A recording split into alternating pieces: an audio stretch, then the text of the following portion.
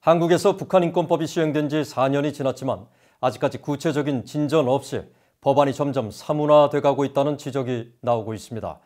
유엔 북한인권 특별보고관이 북한 인권 문제에 대한 한국 정부의 적극적인 관심을 촉구하는 등 국제사회의 우려가 높아지고 있지만 한국 정부는 북한 인권 증진을 위해 계속 노력하겠다는 원론적 입장을 다시 밝혔습니다. 서울에서 정찬배 기자입니다. 인권법 시행 4주년 한반도 인권과 통일을 위한 변호사 모임은 4일 국회 앞에서 기자회견을 열고 북한 주민의 인권 보호와 증진을 목적으로 하는 북한 인권법이 지난 2016년 제정됐지만 현 한국 정부의 소극적인 자세로 사실상 사문화됐다고 밝혔습니다. 한변은 특히 북한 인권 실태를 조사하는 핵심 기구인 북한인권재단의 조속한 출범을 촉구해왔지만 한국 여당인 더불어민주당과 통일부가 재단 이사회의 구성을 의도적으로 외면하고 있다고 주장했습니다.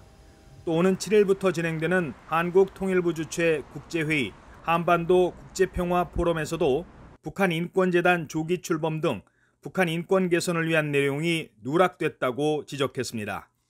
그 밖에도 북한인권기록센터, 북한인권기록보존소도 활성화되어 있지 않고 북한인권기록센터는 이미 발족한 지 4년이 됐지만 아직도 보고서를 내지 않고 있어요.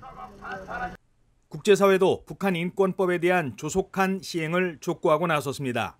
토마스 오에아 퀸타나 유엔 북한인권 특별보고관은 4일 한반도 인권과 통일을 위한 변호사 모임에 보낸 영상 메시지에서 북한 인권법이 한국에서 제대로 시행되지 않고 있다고 평가하며 북한 인권재단의 조속한 출범은 매우 중요하다고 강조했습니다.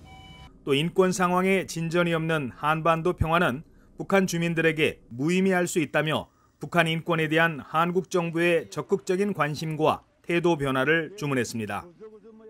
And without discussing their human rights situation, peace will never be on their benefit. And this is something that the government of South Korea should pay attention to.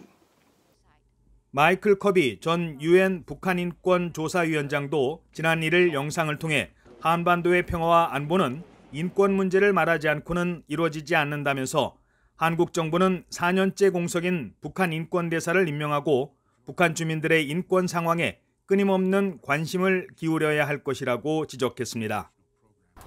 This is a challenge not just for Korea but for the international community. But it's a special challenge for Korea because those who are suffering most are the sisters, brothers, aunts and other relatives of those who are living in South Korea.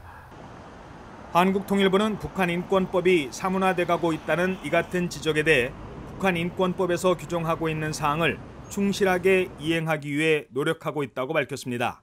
통일부는 4일 서면 브리핑을 통해 북한 주민의 실질적인 인권 증진을 위해 인권 실태 조사를 지속하고 있고 유엔 총회와 인권 이사회 등을 통한 인권 결의에 참여하고 있으며 이산 가족과 국군 포로 납북자 문제 해결도 추진하고 있다고 해명했습니다.